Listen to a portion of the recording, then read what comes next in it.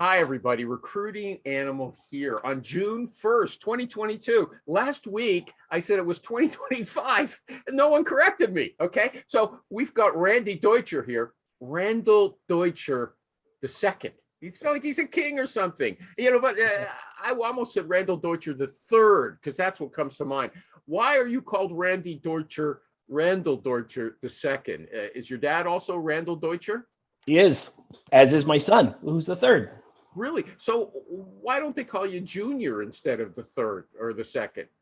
I used to be called Little Randy, but then as we talked about, I'm 6'2" and used to play middle linebacker. So yeah, calling me Little didn't work out so well. I'm glad he's an IT recruiter in Chicago, everybody. And I thought he seemed more aggressive on the line. Okay, but that's not an issue. Okay, you said on LinkedIn, okay, part of what I love. I'm just going to get right into it. Okay. Fire away.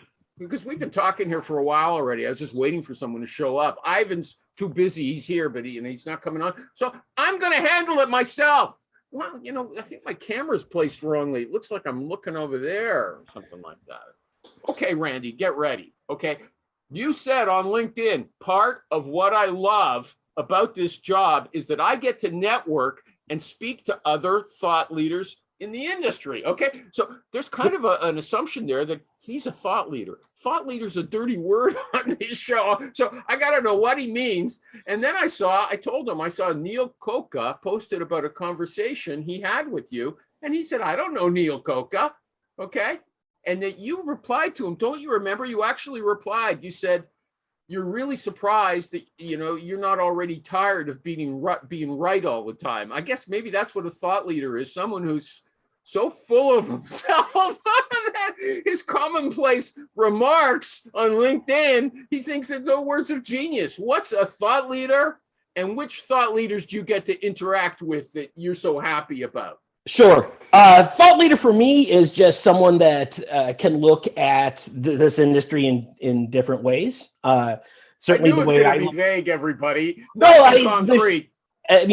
I look at I'm systematic. I'm very much driving value for both. Yeah, that's not the kind of thing that's going to work here. Okay, so you posted an article by Josh Burson. Okay, now listen, if you think that you can start steering the show in a better direction than I can, feel free. Okay, sure. It's wide open here. Okay, so he said only 1 in 4 companies are recruiting in an optimized way today. Okay, do you believe that only 25% of companies are recruiting like they should be? Yes. Yeah, most companies are horrible at it. That's why we all have jobs. Thank God.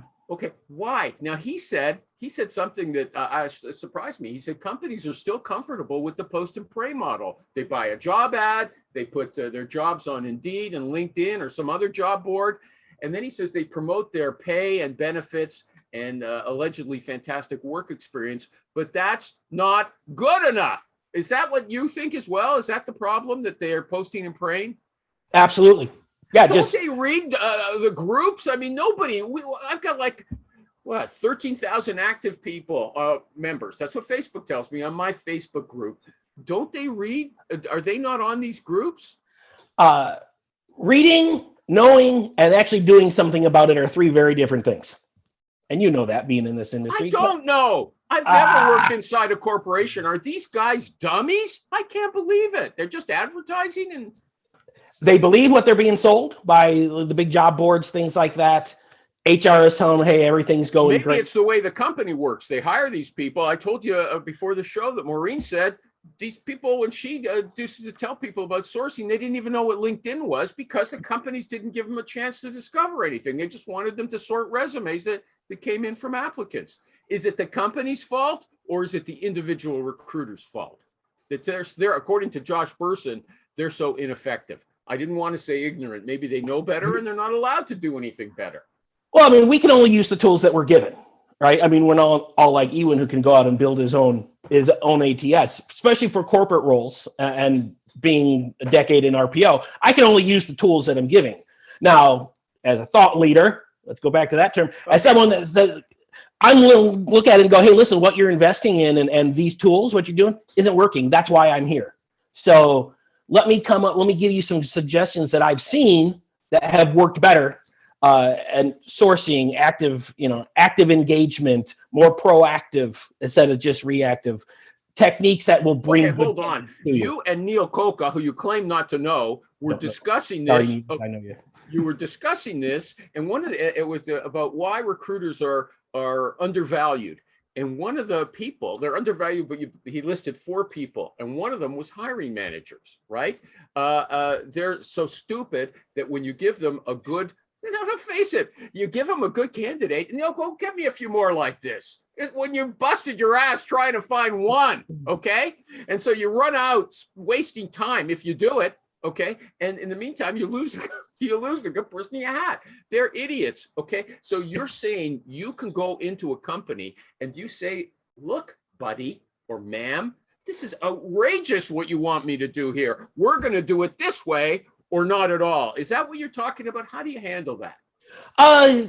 I leverage the years of my experience doing it, saying this is a better way to do it.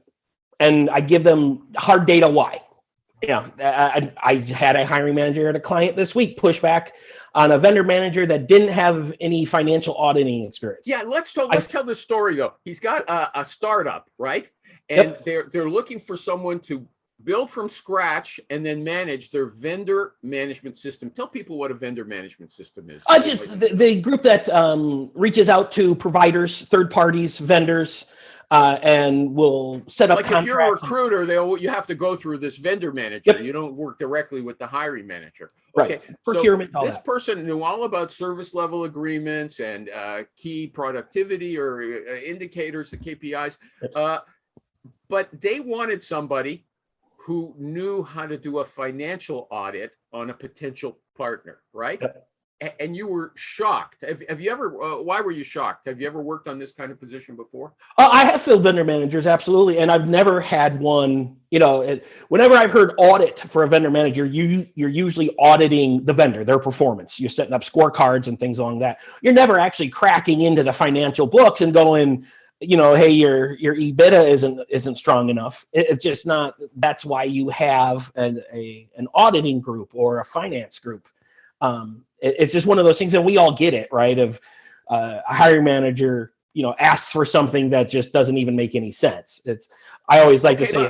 Here's a question: how come that was a surprise to you? When you took the job order, didn't they tell you this crazy stuff in advance? Never brought that up. Talked about what's important, what they're going to be doing, everything like that. Feedback on this was the second candidate that interviewed. Feedback on the second interview. Yeah, we liked them, but didn't have enough financial. Went wrong. Okay, so I told you right off the bat, they're probably crazy. Okay, but what did you do wrong? Do you go back there and say, what did I do wrong that I could have dug out this secret information, irrational information?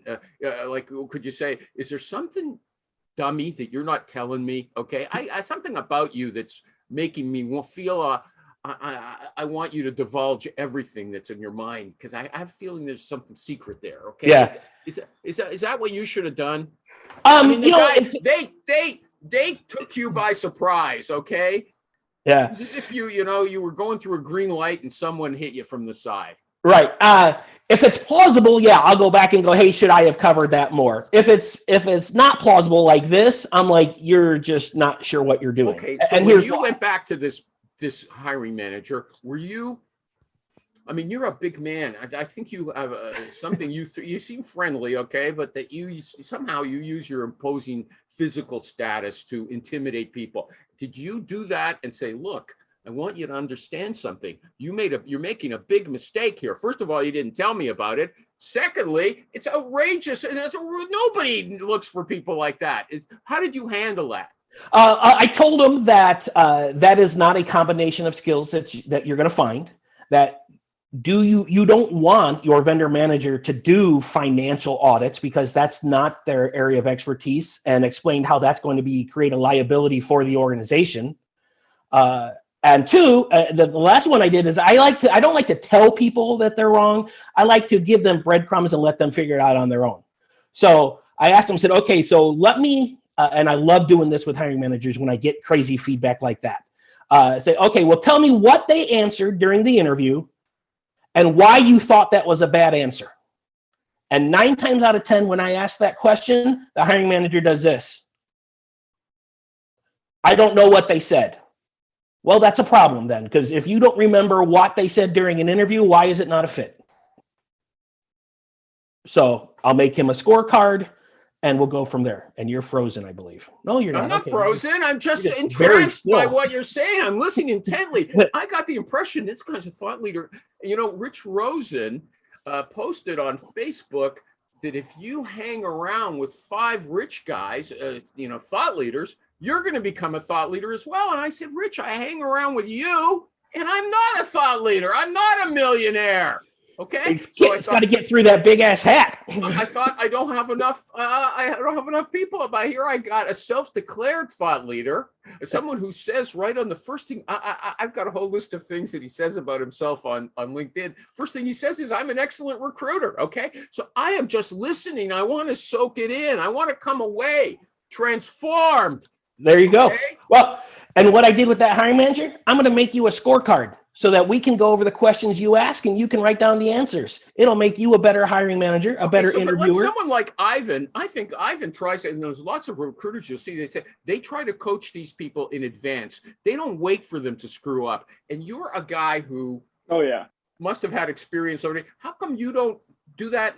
Check out, listen, let's see. I want to know about your interview process before we get going. Okay. I want to make sure you've got, and then you would have seen that they were missing something and tried to fill it in advance, not after they screwed up.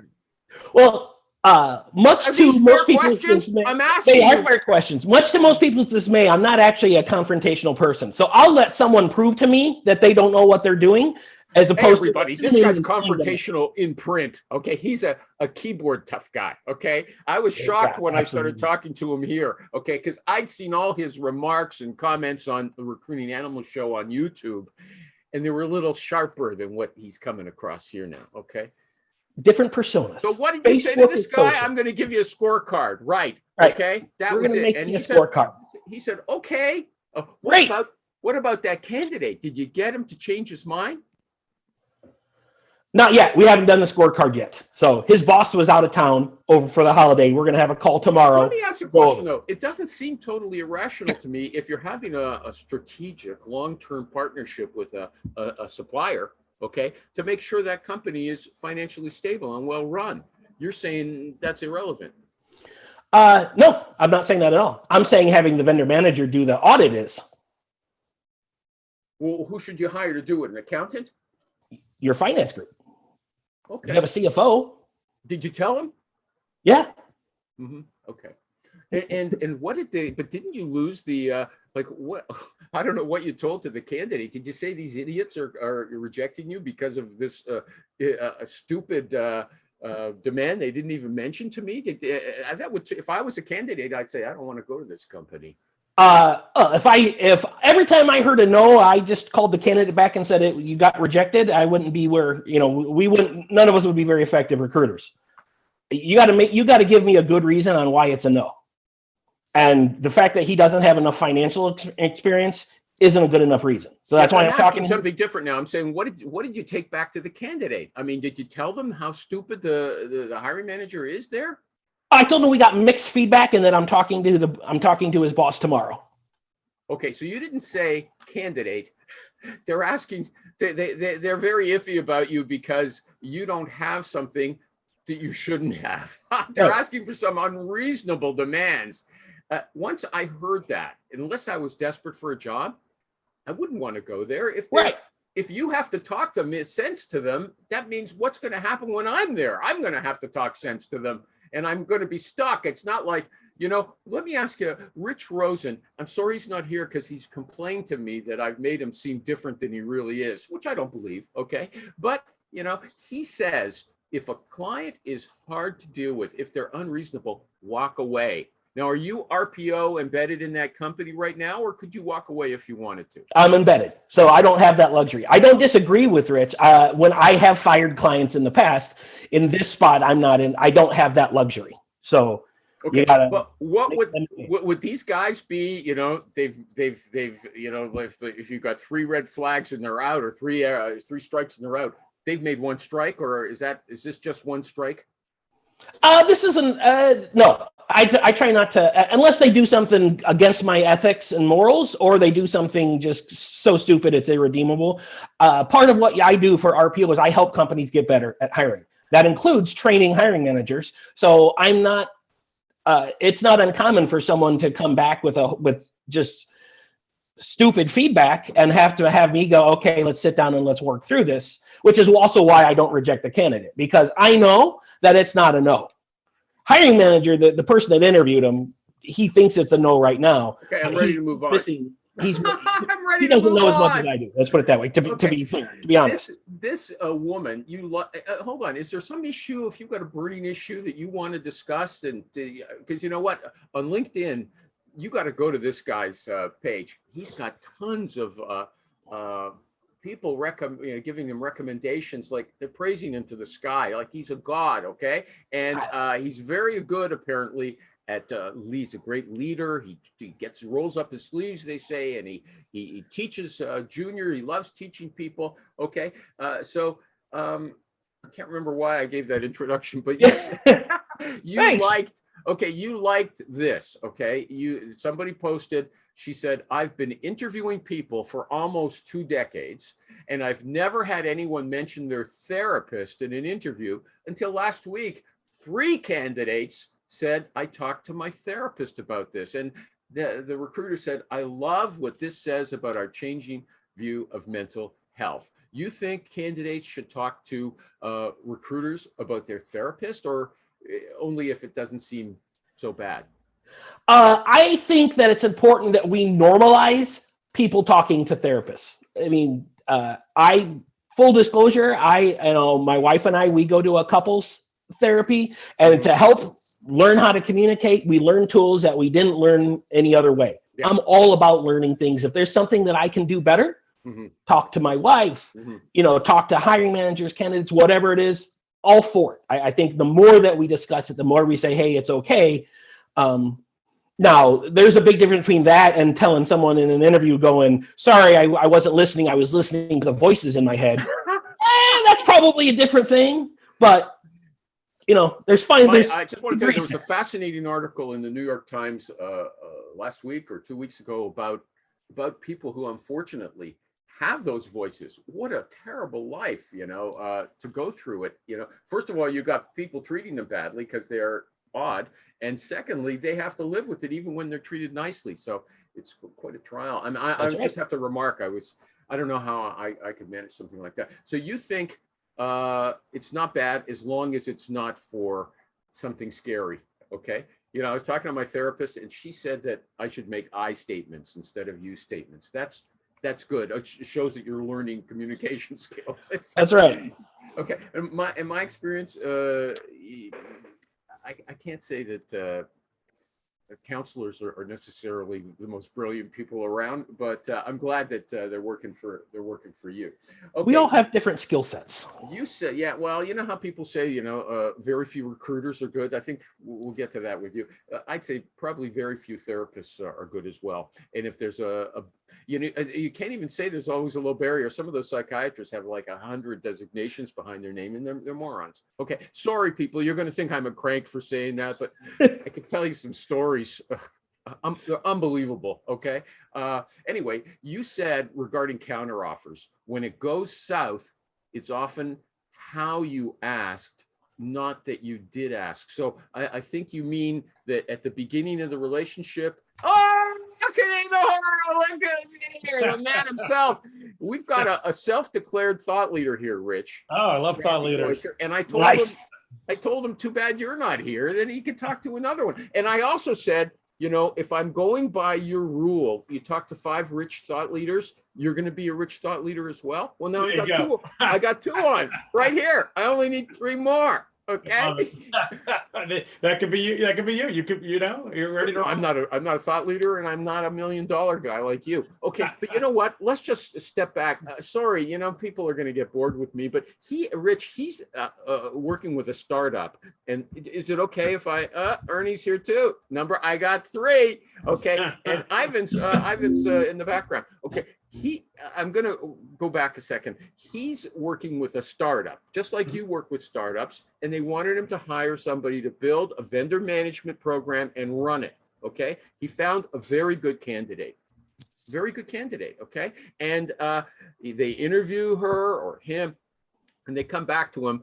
Well, this person doesn't have the ability to do a financial audit on our new partners, prospective partners. That wasn't in the job description, and he said it's not a normal part of that job. That's the financial department. The CFO has to do that. And so I said, I think Rich might have said walk away from these guys. Am I right or wrong? He's coaching them. Yeah, I mean, it depends. If the guys are unrealistic to change, and you're not going to find someone that fits that criteria because it's not in the role. Yeah, you'll be just wasting your time. The trick to billing $1 million is working on quality searches that are actually fillable, not these pipe dreams. Okay, but you would coach them. He's coaching them right now. Yeah, I mean, I would coach them and say, listen, I mean, that's a different skill set than this role calls for. Yeah. You're not. My other question was, though, what would you go back to it just fascinates me. What would you go back to the candidate and say, these guys are asking for unreasonable things? I mean, it's their ball. It's their choice. It's the client's choice. I mean, no. Wouldn't you be scared, even if you educated the client, of alienating the candidate because the client is obviously But I would just tell the candidate, listen, they kind of changed the specs. They have this skill set. If I'm missing it, tell me if I'm missing something. You haven't done X, Y, and Z, right? Okay, and the candidate, what I'm saying is the candidate might say, Rich, if they're that foolish, I don't want to go there. Or what would you do then? Then it doesn't matter. The client doesn't want them. He doesn't want them. Ernie's I pointed out that he wears purple every single show. So today he doesn't wear purple. Okay.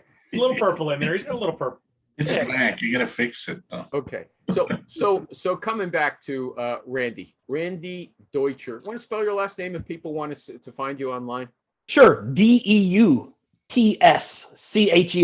Okay, I wouldn't almost have known like you read It's it. the second, Randall Deutcher with 2 L's at the end.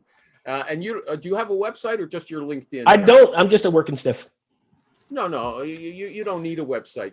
That's another question. Does a recruiter have to have a good brand? Because Ed's a good recruiter, a tech recruiter, and he posted that he's getting he said 95% of the outreach he gets from candidates are people who are geographically removed from anything he would ever work on, and a huge number of them are just not the kind of positions he works on, and so if a recruiter's doing what people say, of putting these breadcrumbs like you referred to and all kinds of stuff on social media to show how great they are and how much they know, mainly they're going to be attracting irrelevant candidates. Do you agree with me about that? I mean, I remember Jerry said, I don't really need a website because I want to find good people. I don't want bad people to find me. What do you think, Randy? I personally don't do a lot of social stuff like that. I do believe that a recruiter needs a very strong, consistent, positive brand. That's half of how people are, you're going to get. Well, how do they create a brand if they're not doing it on social media? Interactions, one person at a time, man. Word of mouth? They tell 2 friends, okay. Like the old commercial. You were talking earlier about how many recommendations I have on LinkedIn. You know how many of those I asked for? Maybe 4. I was wondering. Maybe 4. How many are on there? Tons. 45, something like that. VPs, CEOs, clients, peers, everything. Don't ask for them. Yeah. But I'm good at what I do. I work hard. I help people out. That's how you build it. Okay, yeah, because here's what you said. This is how yeah. Okay, where is it? But yeah, sorry, I had it down, but you said your first words are, I'm an excellent recruiter. Okay, so I couldn't give, you should though, I'm going to tell you something. You should get a nice name for yourself, a domain name, and forward it to your LinkedIn profile, just like I had to do for Ernie, okay? Foodindustryrecruiter.com. Raise your hand, Ernie. Okay. Cornerstonesearch.com. Raise. Okay, so now we know who everybody is. Nice. Okay, so you want me to move on with my? Okay, no, we were going to talk about counteroffers. So you said something that. What did I say? And I asked you about your advice. What does your advice mean? Advice is counteroffers are fine, depending upon how you ask for it. If you come back and you're, hey, they gave you everything you want. You said you want it up front, and then you come back to them and be like, nope, now I absolutely need this, and you're frankly a dick about it, then asking for a counteroffer hurts. If you're a professional, you've got good data, you've come from an area, a place of professionalism, things like that. Asking can't hurt. It's all about how you do it and what you ask for. If it's realistic. I don't. When you ask them, you mean as a recruiter, and you recruited somebody, you source people, and so you say, look, is there any circumstances, or could your current company come back with a counteroffer that would make you want to stay? Is that what you're talking about? You ask them that question at the beginning, and it depends. I don't know. What do you when you say? No, for me, counteroffer is client gives the candidate an offer. They say this is not quite good enough. Let's ask for a little more. Oh, no, we're talking about different things then. Okay, Yep. I thought by usually counteroffers, correct me if I'm wrong, it means you get an offer from the new company, and then your old company, they get desperate and they say, we'll give you more money, we'll give you a better title, we'll give you more interesting things to work on. Counteroffer versus negotiating your offer. Yeah, gotcha. He's a thought leader, but we have to teach him the proper vocabulary, okay? I just want everybody to find that at least out. the vocabulary you use. No, has anyone ever seen counteroffers really work? I mean, sure, they work every once in a blue moon when there's a drastic change, but most of the time, the person's on the phone. Amy Miller says they work. Okay. I can't comment on her experience, but I looked at where she works, and she has had the luxury of working at some very, very good places. I'm sure she's very good at what she does, but she also has the luxury of working for leaders in the marketplace that frankly print money. And Ivan, this is his territory. He took her on with that. Yeah. Okay. I work for an RPO company that they typically aren't, my clients typically aren't real good at recruiting, which is why they've outsourced it, because they're like, someone to help me fix it. So they don't pay they're never going to lead in pay. They're never going to lead in benefits. They're never going to lead in tech stack. Yeah, I'm with you, Randy. I heard all argument about working for Microsoft and Google being a harder place to search for than Joe Startup is sure. Laughable, I find. But it's like talking to the wall, though. I mean, you can't convince anybody.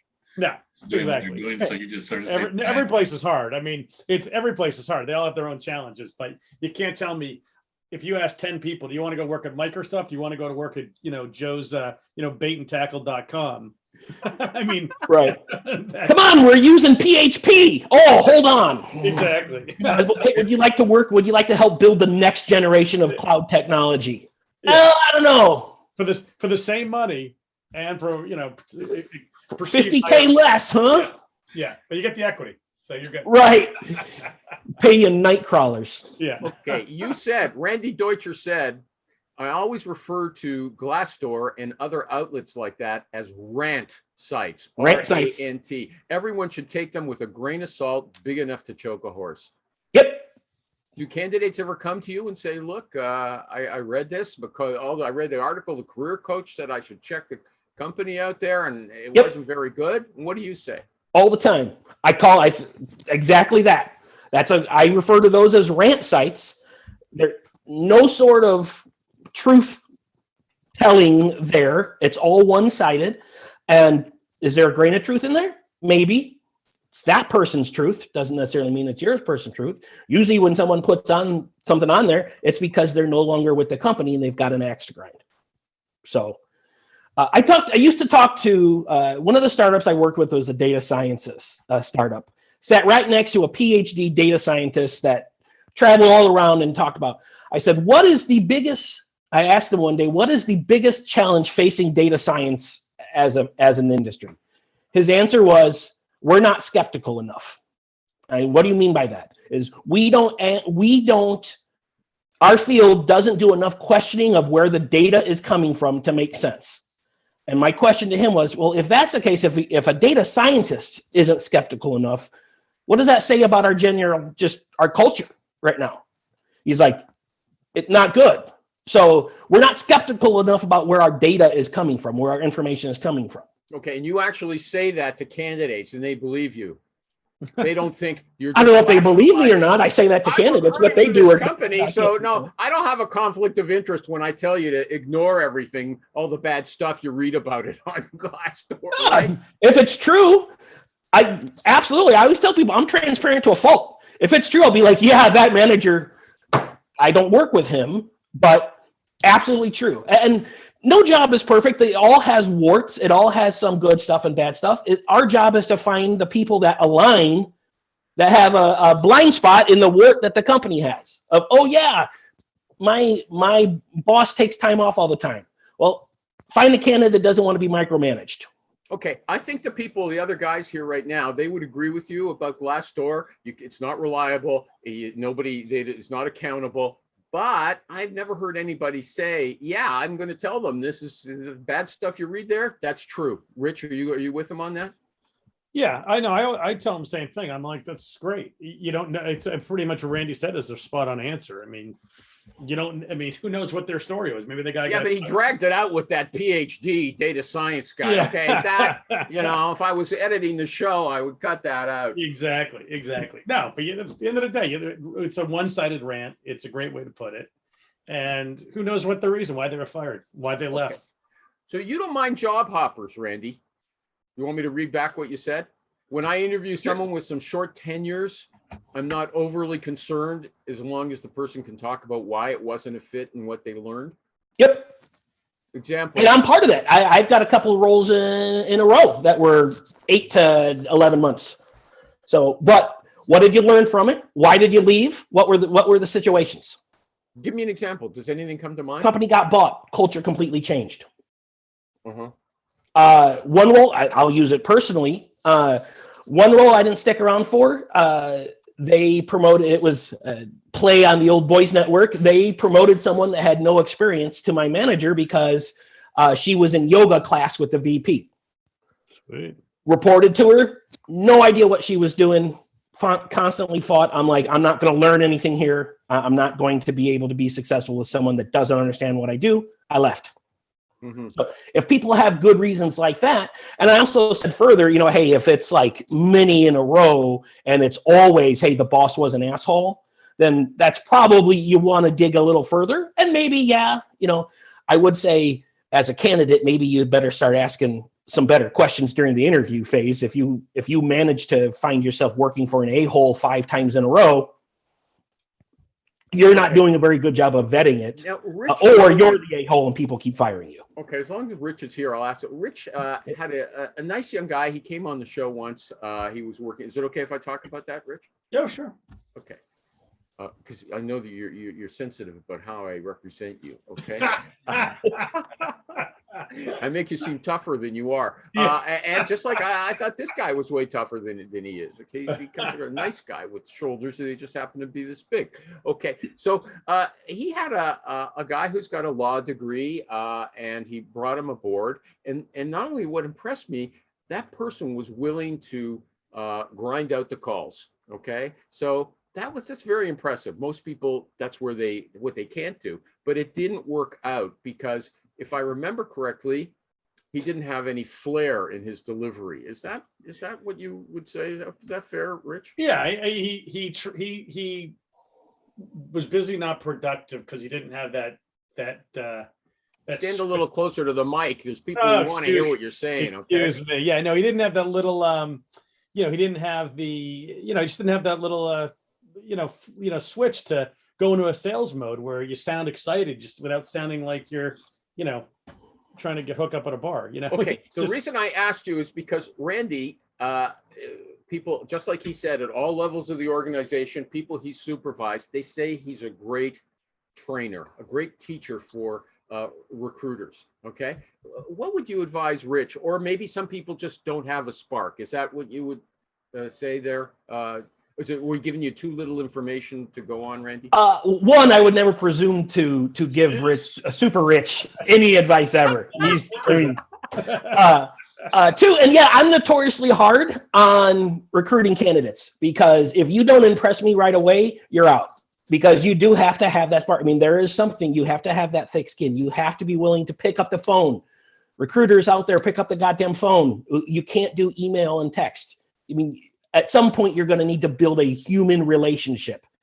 But you have to be able to do that with some personality. You can't be flat, monotone, nervous. He agreed with you. I'm surprised, Rich. Yeah, He exactly. already agreed with you. You don't have to agree with justify me. yourself The only anymore, person who doesn't okay? agree with me is my wife. Everyone else usually gets it, you know?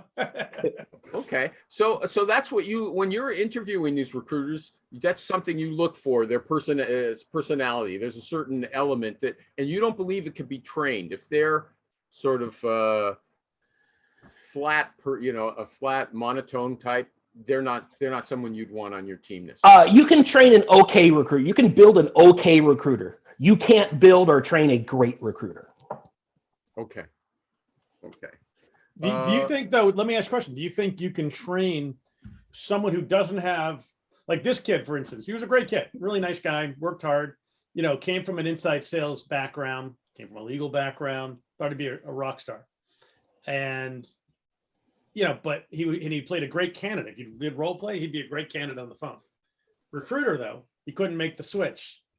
He couldn't ask the tough questions. And I think it's super hard to get someone to teach them how to, really make that transition. I think it's almost impossible. So either you can have the gift to gab, to talk and just not be worried about what people are thinking, or you really don't. And it's really hard to make that transition if it's not your thing. Right. Well, I mean, as humans, a lot of people are scared to ask the question because they're scared of the answer. They're hesitant to ask the question because they're scared of the answer. It's interesting, though, that someone that went to law school has a hard time answering or asking tough questions. It's probably why he didn't stick in law. He could ask the questions, but he was just so nervous. He was what's the best way to put it? They're too empathetic, quite frankly. I know everyone thinks you got to be a social worker for this job, but it's really the opposite. Right. Yep. Yeah. You got to know when to cut bait and help people as much as you can. I don't say that as to be mean or mean like I just cut people and throw them off. Help them as much as I possibly can. But at the same time, it's, hey, this isn't going to work for you. And you got to be okay saying that. Yeah. Why waste your time? I mean, just like clients. If they're not useful clients, then you're wasting your time. If they're not useful recruiters or whatever, you're wasting your time. Candidates was the same. Okay. But since you started talking about the phone, I don't know if I quoted Jerry on this before, but he said, to my surprise, nothing will drive a new recruiter out of this business quicker than day after day pounding a phone like it's 1999. The Gen Z part of the workforce isn't taking your call. Sorry, better find a different way to get the wheels turning first. What about that, Randy Deutcher? Yeah, I mean, times change, technology changed, culture changes. You just said he should go to get on the phone. I heard not you for say initial that. contact. Once you have that initial contact, you reach them however you want to. Get them on the hook. To set that hook, you need to talk to them on the phone. Okay, what's the outreach? What's the bet? He's working IT. Okay, what is your method of first contact? I'm old, so I still use the phone. I'll follow up with a text. Say, hey, this is who I am. Would love to chat. Call me back, text me back, whatever your preferred method is. Love to tell a little bit why this is an exciting opportunity. Would you tell them? I want to hear exactly what it is. Do you leave voicemail? Rich sends an email. He uses a voicemail and a text follow-up, if I'm not mistaken. Am I right, Rich? See, I know, okay? Everybody says I distort their words, I misquote them, but I don't. When I made the comment on that guy who said about branding, I said, is it worthwhile? He said, oh, look at the recruiting animal, how to twist it into some kind of sensational thing. I wasn't, okay? Don't always degrade the way I see the world, everybody. It's not fair. Here's a little thing I like to do. I reference my email in either my voicemail. Say, hey, I sent you an email to your Gmail account. If it's wrong, there's a human response to reach back out to me. Oh, I don't use that email anymore. Mm-hmm. Okay, but do you leave voicemail? That was absolutely that rant Rich leaves voicemail as well as text. So you leave voicemail too, because you're old Yep. school, right? Yep. And sometimes they don't listen to it, and that's perfectly okay. But what goes into it? Sorry, Rich, one sec. What Right. actually words? You started, but then you said, and I say something. Do you say, this is what I'm up? I'm a recruiter. My name is Randy Deutcher, and I want to have a chat with you. Do you tell them something about the job? Yep. I'm working with a fantastic startup right now. We're looking to add a vendor manager, come in and build a complete system for them. Lots of autonomy, huge upside. Would love to have a quick chat with you. That's it. That's all That's you need. it. Short, Okay, sweet, in and out. What's the frequency? About 3 megahertz. No. How often do you leave that message? To one person or No, to one person. a couple times. Just Not twice. if they get back to me. If they get back to me and tell me piss off, I'm happy. Okay, great. Who else? I don't. Tom Tuna says cold call until one of you dies. Okay, I mean that's his rule, and I think Rich follows that as well. If they're good, I mean, there's it all depends. Not every candidate's created equal. If you've got a guy you think is a rock star, yeah, you're gonna follow up till he's dead. If every it's a other guy- day, right? With you, Rich, am I right? Every yeah, other pretty day? much. Pretty Uh-huh. much. I mean, every day they're going to get an email for like 2 weeks at least. Right. They'll get an email, a phone call, a text, or something. Well, what did I do to Ernie to drive him away? You made fun of his purple shirt. No, That's right. She's Screw you, like man. Grimace from. It's She's not like purple Grimace. shirt. It's Yeah. not. Well, and Rich does a lot of sales stuff, so it's people that are usually a little more open to outreach and are a little more comfortable with that. I'm all tech. They're not always, a DevOps person. They hear a loud noise and everyone's half the team's under the desk. So you got to be a little more cautious and laid back with it. And so you'll give up on someone after 2 attempts to reach them. Is that what you're telling us? Oh, calls. There's still texts and emails. Okay, how many emails and texts? Don't make me pull out this information. I want, or is it a secret you don't want to teach us? No, I'm happy to, I'm always happy to tell what I do because most people won't do it. Yeah, okay. And I think Rich would probably say the same thing. 100%. What I do isn't any, I tell people all the time when I get asked to do trainings, I'm like, I don't do anything special. I'm going to tell you right now, I don't do anything special. It's really basic stuff, but not very many people do it. So yeah. Most recruiters are incredibly lazy and they don't follow up. They don't do it. That's the Right. funny part. 4 or 5 texts, 4 or 5 emails, Yeah, it's coming and up. then I'll set a calendar reminder. Yeah, if I started picking, we'd see that he sends 50 if he has to. Okay, I think that's where we're headed. Okay, Rich, do you want to talk to Randy about something? One thought leader to another. No, I was just saying part of what I was started doing for voicemails lately, because I'll give a quick spiel about my, I give like literally 10-second voicemail. It's like, hey, just following up on an email, call me back, or follow up on the security role or whatever. But now I just say, listen, about no need to call me back. About to send you an email. That title just called you, and you send that out, and the email then has a little bit of detail on the job or whatever, and the response rates, definitely improving just doing that. Because people do, at least especially sales guys, they do hear the voicemails, but who has time to get back to them all? So, but now they know it's coming. They know what to look for. So it makes for a nice little, follow up. Right. Okay, I like that too, because then they will tell you by how they get back to you. They will tell you what their preferred communication style is. Yep. Absolutely. Okay, do you have anything you want to talk to him about, Rich? I'm giving Want you me the to- opportunity. I don't like to be put on the spot, Animal. You know that. Oh, well, you're there. You know what? You're standing there. I thought you'd just say no. Okay, no, I'm drinking it in. Recruiting working animal, I'm drinking it in. The wisdom is just flowing out. I only have room for so much. I don't want to bother I him. know. just You wanna don't even go have, to it's the like TikTok. Canadian summer. You don't even have your red and black That's right. Canadian Mountie jacket. Above 50 degrees. Holy shit. Watch out. It Yeah. is hot. It is, although it's raining today. It was really hot yesterday. It hit 60, I heard. Is it 60? Okay, he checks the weather in Moose Toronto are passing before he out in comes the on street. show. Yeah, Okay. yeah. Okay. Okay. You brag about being a barbecue specialist, but I don't want to get into that. Okay. Okay. What? There's somebody who said, okay, I want to get to some of the. You have to come on again because I haven't. I want to get to some of the praise that you that people give you. I just want to see. let me just, okay. My comment to that is this whole is reflects mostly tech recruiting. When the bar is so low, it's really easy to raise it. There you go. Okay. But no, but somebody said, I didn't make it easy. It's my fault. I didn't make it easy to find my own notes.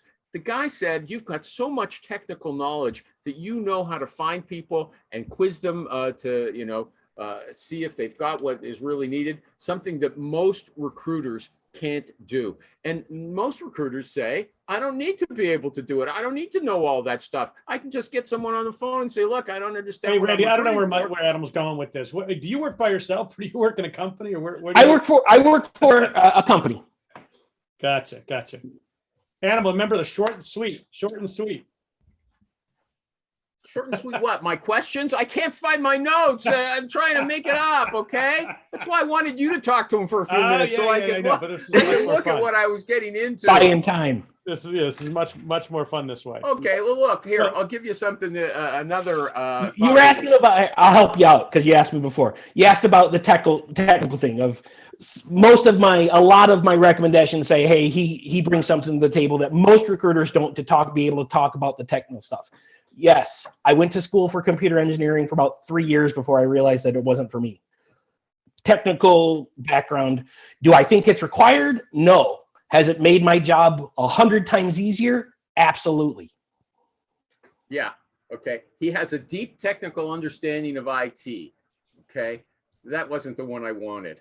Okay. Randy, how long have you No, been I got for? it. Wait a sec. Oh, Finally, I okay, found it. I don't know. Okay. Thank God. Here we go. As someone who has a technical background, it isn't hard for Randy to understand what moves the needle for candidates and what doesn't.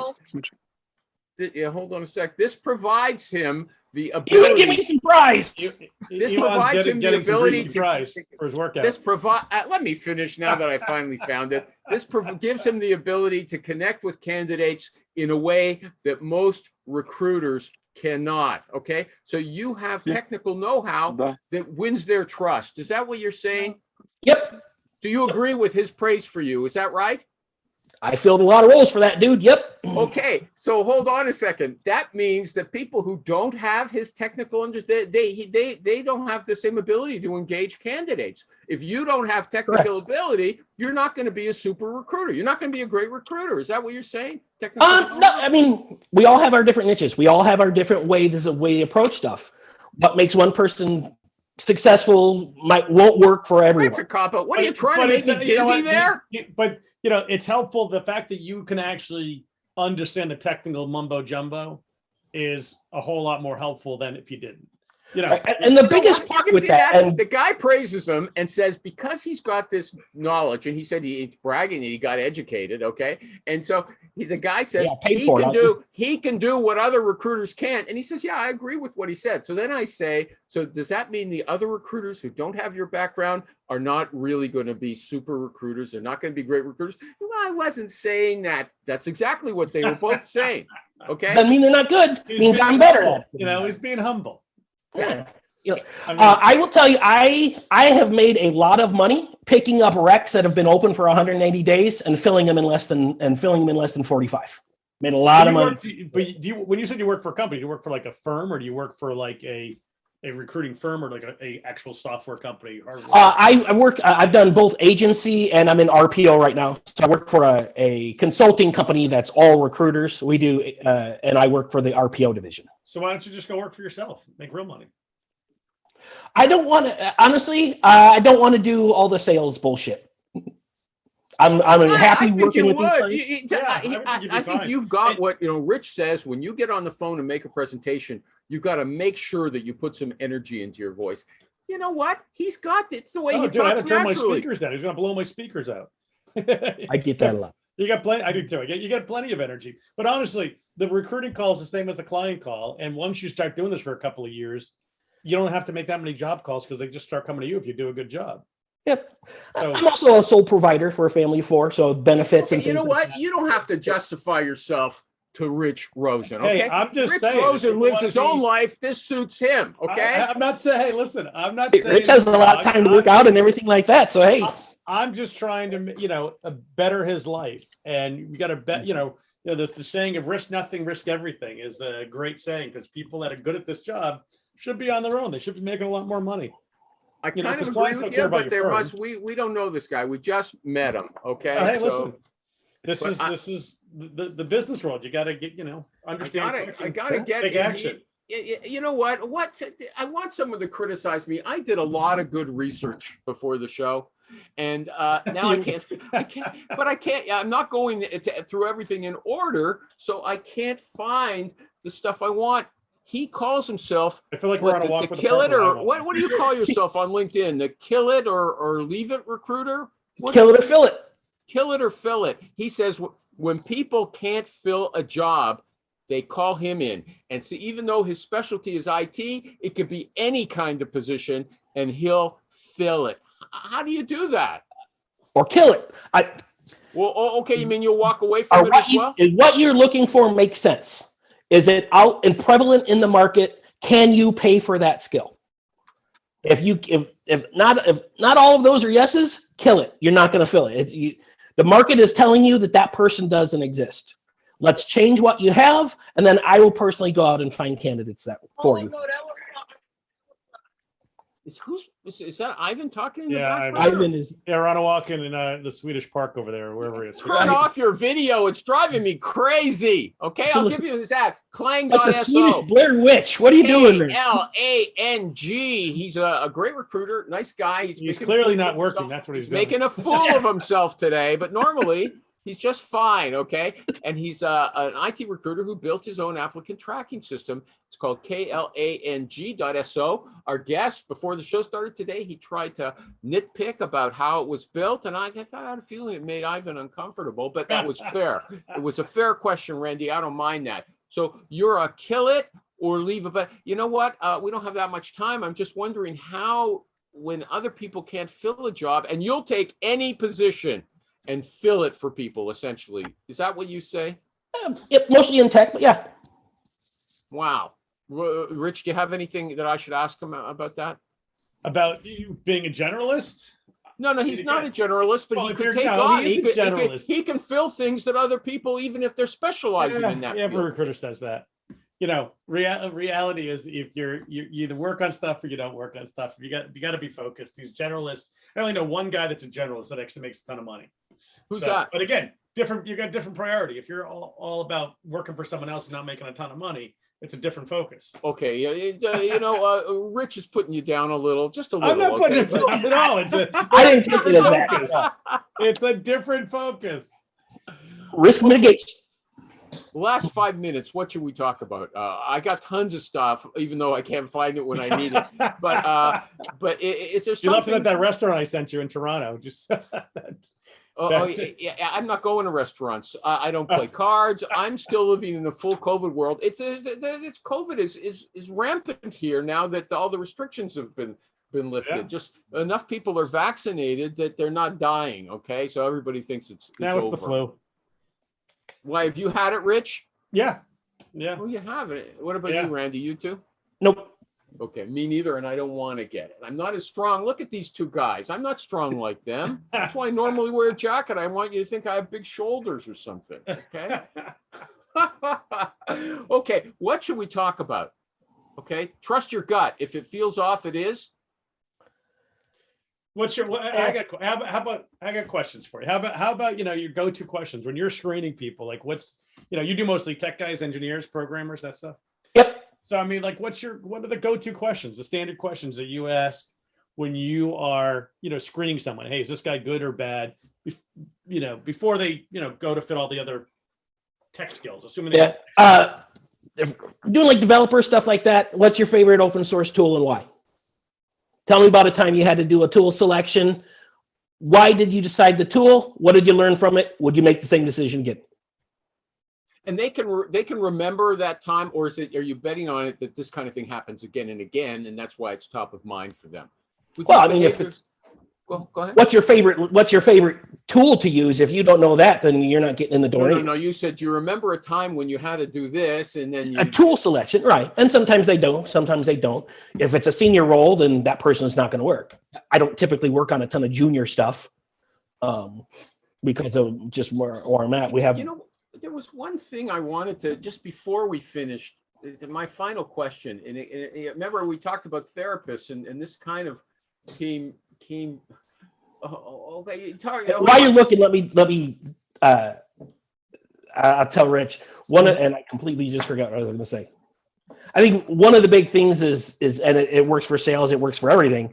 And I'm sure he would agree. Is it's not about specifically the answer. It's can you verbalize why you made that decision and what you learned from it? Because those types of people will be successful in whatever field that they're in. Hey, my boss told me to. Great. World needs ditch diggers too, Bobby. So, there's certain roles will work, but if you want to be that thought leader animal, you got to know why you did it, what you learned from it, and if you do it again.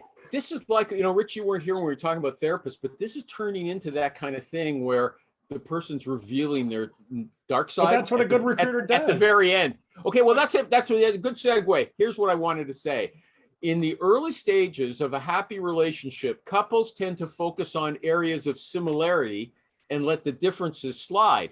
Sometimes, in fact, couples can seem so compatible that they don't even realize significant differences exist. But all relationships have differences, and it's important to bring them into the open in order to understand how they might affect you. So in an interview, when you're interviewing these candidates, is one of your goals to bring out the secret negatives, because sooner or later they're going to start haunting the company. Absolutely, that's what I consider fit. What are the weaknesses of my client, for whatever it might be? Are those aligned with areas of things that are less important to the candidate? And if it is, great. If their tech stack isn't new and that candidate wants to work on the latest greatest technology, that's not going to work out. It's not compatible. So that, to me, that comes down to, that is how I define fit.